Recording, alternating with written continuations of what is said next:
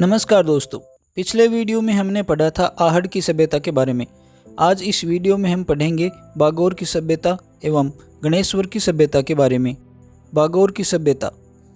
बागोर मेवाड़ के अंतर्गत भीलवाड़ा जिले में एक कस्बा है जो भीलवाड़ा से लगभग 25 किलोमीटर की दूरी पर है। यह कस्बा बनास की एक सहायक नदी कोठारी के किनारे बसा हुआ है। इस नदी के तट पर यत्र तत्र छोटे मोटे रेतीले टीले मिलते हैं जो प्रागैतिहासिक स्थल के प्रतीक हैं। इन टीलों में कस्बे के पूर्व में स्थित टीले का उत्खनन कार्य 1967 ईस्वी से 1970 ईस्वी के बीच हुआ था। तब यहाँ काफ़ी मात्रा में प्रागैतिहासिक महत्व की सामग्री मिली थी। सर्वप्रथम यहाँ पर 1.67 मीटर गहरी 3 बाई 2 मीटर भूमि पर खुदाई करके भावी कार्य की रूपरेखा निर्धारित की गई थी। तदनंतर 20 बाई 8 मीटर क्षेत्र में बड़े पैमाने पर कार्य प्रारंभ किया गया। आगे के वर्षों में 20 बाई 6 मीटर व 20 बाई 10 मीटर क्षेत्र में खुदाई का कार्य संपन्न किया गया।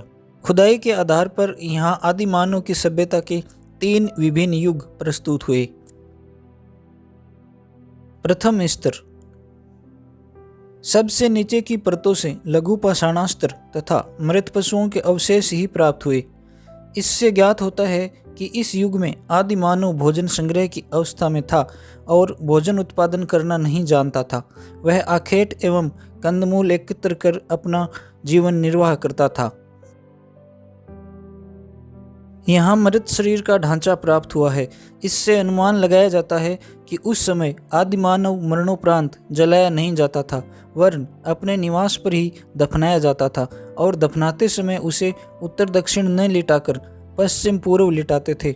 इस स्तर को ईसा पूर्व 4480, 3835 व 3285 तक का बताया गया है। दूसरा स्तर।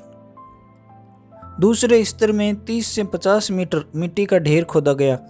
इस स्तर से लघु पाषाणास्त्र तथा पशु अवशेष कम प्राप्त होने प्रारंभ हुए और ताम्रस्त्र तथा मृद भांड प्रकाश में आने प्रारंभ हुए। यहाँ के मृद भांड हाथ के बने हैं तथा उन पर कुरेदी गई रेखाएं हैं। मानव के मृत शरीर पूर्व पश्चिम दिशा में लेटे मिले हैं। मृत शरीर के साथ पर्याप्त संख्या में मृद भांडों के अवशेष, धातु अस्त्र, आभूषण तथा भोजन सामग्री भी प्राप्त हुई है। संभवतः इस युग में मानव समाज की सुविधाओं का उपयोग करने लग गया था। यद्यपि इस युग के लोग भी प्रस्तर के उपकरण बनाते थे और पशुओं का शिकार एवं कंदमूल फल एकत्र किया करते थे, परंतु वे मिट्टी के बर्तन भी बनाने लग गए थे। ताम्र उपकरण के प्रयोग के साथ साथ संभवतः कृषि व पशुपालन के आधार पर भोजन उत्पादन भी करने लग गए थे। प्राप्त अवशेषों के आधार पर वे अपने पूर्वजों के समान अपने शवों को घरों में ही गाड़ते थे तथा उनके साथ काफी बर्तन, खाद्य पदार्थ व उपकरण रखते थे। इस स्तर को ईसा पूर्व 2765 और 500 के बीच का बताया गया है। तीसरा स्तर। तीसरा युग स्तर विभाजन के आधार पर बागोर के टीले के मध्य में 35 से 75 मिट्टी के टीलों की खुदाई से ज्ञात हुआ है। इसका समय संभवतः ईसा पूर्व 500 से लेकर ईसा सन की 4वीं सदी तक का है। इस स्तर से जो भी लोहास्त्र प्राप्त हुए तथा मृद भांड मिले वे हाथ के बने न होकर कुम्हार के चाक द्वारा बने हैं। चाक पर बने बर्तन अच्छी तरह पके होने के साथ साथ हल्के तथा सुदृढ़ हैं। उन पर चित्रकारी नहीं है, पर कहीं कहीं रेखाएं खींचकर अथवा मिट्टी द्वारा अलंकरण किया गया है। इस काल के पात्रों में हमें खंभाकार हांडियां, चौड़े मुंह एवं चपटी पेंदी वाले प्याले, संकरे मुंह वाले गोल घड़े तथा भिन्न प्रकार के श्रावक प्राप्त हुए हैं। यहाँ से 7 लोहे के उपकरण मिले हैं, जिनमें 2 बाणागर विशेष महत्व के हैं। मनुष्य द्वारा लोहे का ज्ञान प्राप्त कर लेने के कारण समाज में पत्थर के उपकरणों का उपयोग बहुत कम हो गया था। इसी प्रकार मनुष्य द्वारा भोजन उत्पादन कर स्वयं कर लेने की एक क्षमता ने मानव को मिट्टी के बर्तनों का प्रयोग सिखा दिया। पत्थर के जो भी उपकरण मानव ने इस युग में बनाए वे लघु थे तथा कई प्रकार के होने के कारण बागोर लघु पाषाणोपकरण उद्योग का एक अत्यंत विकसित केंद्र होने का साक्षी है। ऐसे उपकरण यहाँ से लाखों की संख्या में प्राप्त किए गए हैं। बहुत बड़ी संख्या में लघु पाषाणास्त्रों की यहाँ से प्राप्ति इस बात का द्योतक है कि मानव यहाँ अन्य क्षेत्रों की तरह आखेट के लिए आया था।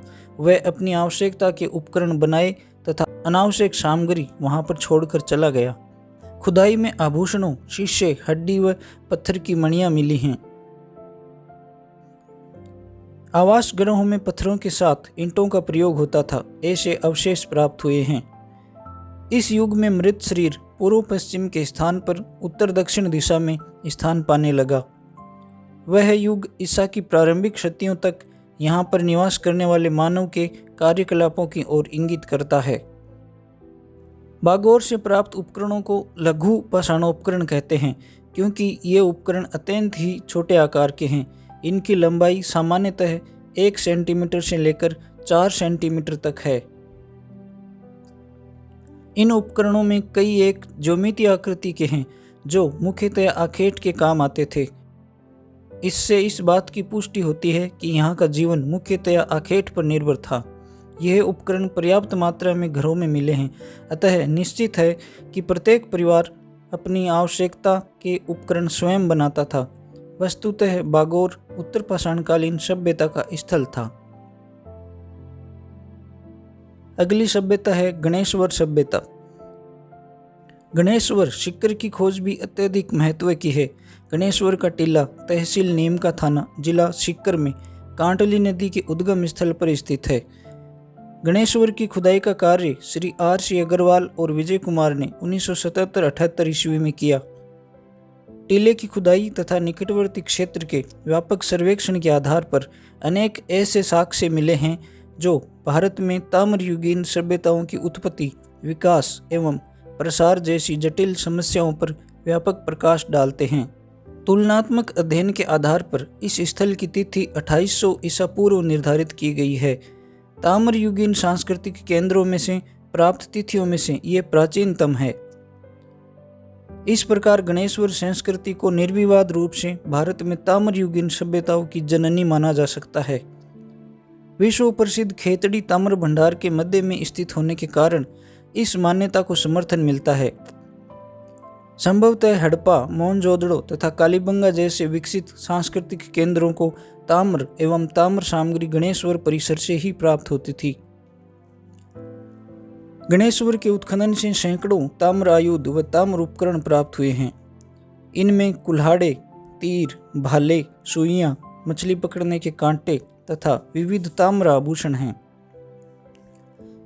इस सामग्री में 99% तांबा है।